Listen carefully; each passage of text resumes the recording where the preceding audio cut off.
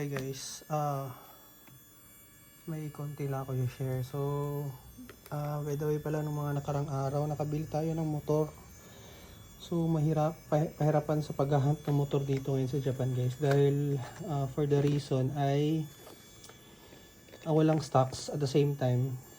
Yung allowed lang na bilhin ay limited lang. So, kunyari sa isang item, madami na yung tatlo sa mga usual na binibilhan namin. So yun na. Sa Plum model naman, pag bibili ka doon, siguro, pwede kasi karong bumili ng madami pero I'm not so sure. Pero doon din naman kasi wala talagang stocks din. So nag-break in, eto pala, be-break in natin to 12 motors to. So equivalent to 1 box. Eto yung nalagay ko na ng mga So yan, binibreak in natin, gamit pala natin na SkyRC lang. Ito yung dalawang oil na gamit ko.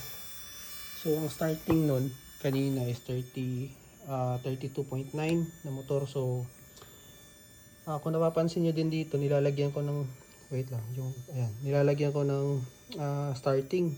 May start, end or done.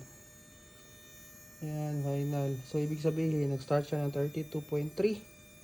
Tapos siya ng 35.7. Dito sa lahat ng motor na ito guys, na natapos ko na may break-in, merong tatlong motor dito na sobrang baba. Tulad na ito, 31.2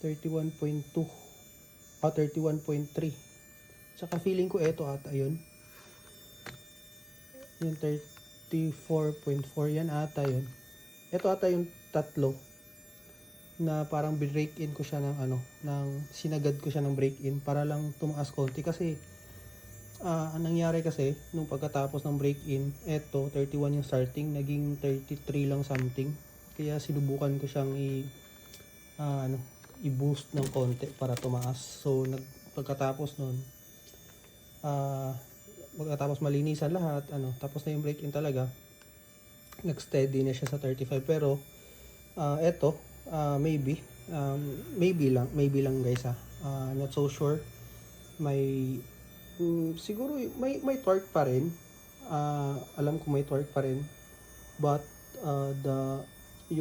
siguro yung life ng motor, siguro yun ang tansya ko. Pero eto sila, alam kong mahaba yung buhay na ito kahit mataas yung nakukuhang result. Pero actually guys, sa pagkakaalam ko ngayon, yung average ng motor na pagkatapos ng break-in ng Mac Dash ay nasa 34.5. So pag nakatungtong kayo ng 34 guys, okay na yung motor nyo. Hayaan nyo na lang. Okay. So pakita ko lang sa inyo guys yung ngayon current ng motor, yung RPM niya.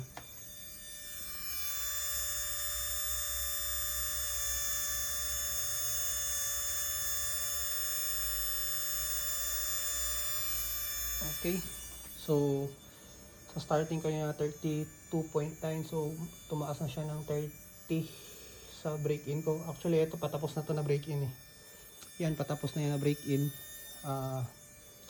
So nasa 35 na siya currently. Most likely matatapos to 36. Tansya ko dito. I still have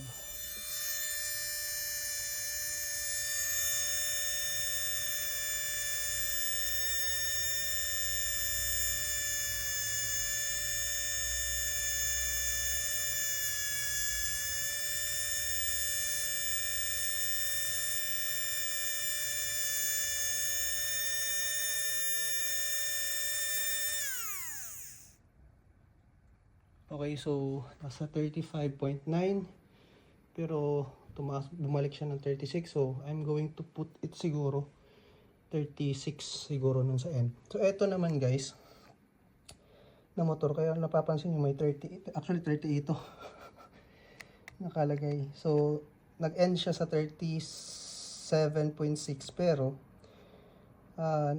sa kalagitnaan kasi nung bago siya matapos, nag 38 talaga yan na motor. Kaso lang bumalik siya sa 37.6. Siguro mga ilang seconds na lang. bago matapos yung break-in. Kaya nilagyan ko ng 37.6 para at least yung ano ba. So doon naman, yung ilalagay ko doon, kahit umabot yun ng maybe, I'm not so sure kung lalagay ko yung 36, siguro 35.9 siguro ilalagay ko doon. So I still have 4 motors left. So yun, eto naman guys ay after nito break-in, ay eto lahat is ano, for sa tropa ko, customer ko din at the same time sa Canada. So papadala natin to doon after. Kaya sige, tapusin ko na lang muna yung break-in ko guys. Sige guys, salamat and balitaan ko kayo. Meron pa siyang motor dito, sprint dash, kaso lang sabi niya hindi na lang daw ipapa-break-in kasi may mga dami pa siyang motor doon na sprint dash na ginagamit niya ngayon. So, okay, so sige, yun na muna guys, and ulit salamat sa panonood and thank you.